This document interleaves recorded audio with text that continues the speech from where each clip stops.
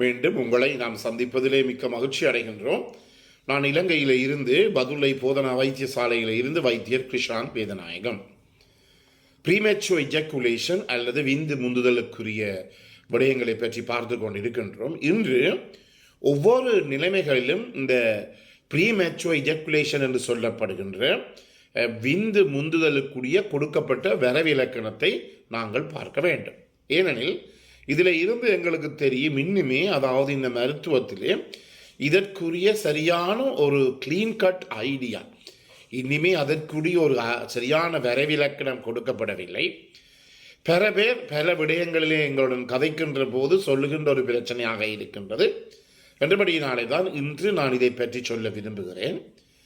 The International Society of Sexual Medicine, அதாவது சர்வதேச இந்த பாலியல் ரீதியான நோய்க்குரிய சங்கம், அதனுடைய வரவிலக்கணத்தை நாங்கள் பார்ப்போமாக இருந்தால், அதாவது சொல்லுகிறார்கள் என்னவென்றால், ஒரு ஆண் ஒரு பெண்ணுடன் தொடர்பினை வைத்துக் கொண்டிருக்கின்ற போது அந்த பெண்ணினுடைய யோனியினுள்ளே தன்னுடைய ஆண்குறியை செலுத்தி 1 நிமிடங்களுக்கு குறைவாக அதற்கு அல்லது அதற்கு முதல் விந்து வெளிப்படுமாக இருந்தால் அல்லது சுக்கிலோபுடகம் வெளிப்படுமாக இருந்தால் அவர்கள் அதற்குரிய வரவிலக்கணமாக இந்த ப்ரீமெச்சுவர் இஜாக்குலேஷன், அதாவது விந்து முந்துதலுக்குரிய வரவிலக்கணமாக அவர்கள் கொடுத்திருக்கிறார்கள்.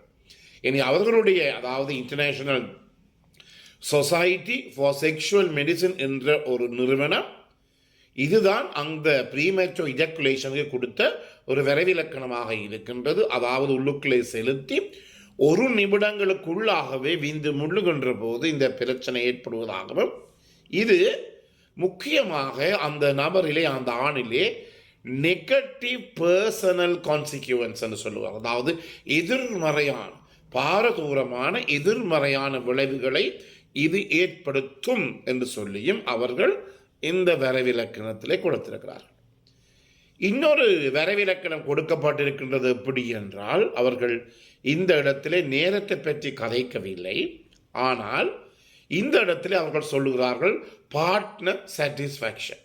அதாவது இந்த ஆணினுடைய பெண் துணையோ அல்லது மனைவியோ அவருடைய இந்த ஓகாசம் எனப்படுகின்ற உச்சக்கட்டத்தை அடையாமல் அல்லது செக்ஷுவல் சாட்டிஸ்ஃபிகேஷன், அதாவது பாலியலே திருப்தி அடையாமல் இருக்கின்ற அந்த நிலையிலே அந்த ஆணினுடைய விந்து வெளியேறுமாக இருந்தால் அவர்கள் அதற்கு ப்ரீமெச்சுவர் இஜாக்குலேஷன் அல்லது விந்து முந்துதலை பற்றி சொல்லுகிறார்கள். எனவே இந்த வரவிலக்கணத்திலே அவர்கள் ஒருபோதுமே தங்களுடைய இந்த நேரத்தை, 1 நிமிஷம் என்று சொல்லப்படுகின்ற அந்த நேரத்தை அவர்கள் கொடுக்கவில்லை. அவர் என்ன சொல்லுகிறார்கள், தன்னுடைய கணவரோ தன்னுடைய மனைவி அல்லவருடைய பெண் துணை அவருடைய இந்த பாலியல் ரீதியான தொடர்பின் மூலமாக ஒரு விதமான திருப்தியும் அடையாவிட்டால் அல்லது உச்சக்கட்டம் அடையாவிட்டால் அந்த இடத்திலே அதை நாங்கள் எப்படியும் இந்த ப்ரீமெச்சுவர் இஜாக்குலேஷன் என்று சொல்லுவோம். இன்னொரு வரவிலக்கணம் இருக்கின்றது, international statistical classification of disease என்று சொல்லுவோம். அதாவது ஒவ்வொரு நோய்க்கும் ஒவ்வொரு வகை வகையாக நாங்கள் பிரித்து வச்சிருக்கிறோம். அதாவது international statistical classification of disease.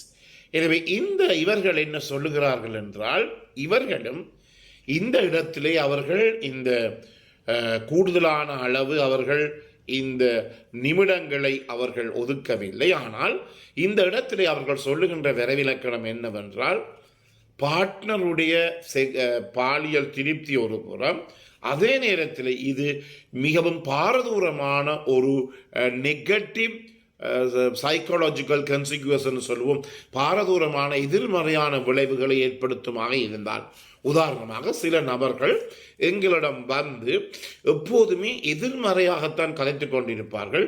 நான் என்னுடைய மனைவியை திருப்திப்படுத்தவில்லை என்று இவர்கள் இந்த நான் 3வது வருகின்ற இந்த வரவிலக்கணத்தில் இவர்கள் வருகிறார்கள். அந்த 3வது வரவிலக்கணத்திலே நிமிடங்கள் கொடுக்கப்படவில்லை, பார்ட்னருடைய பாலியல் திருப்தி கொடுக்கப்படவில்லை.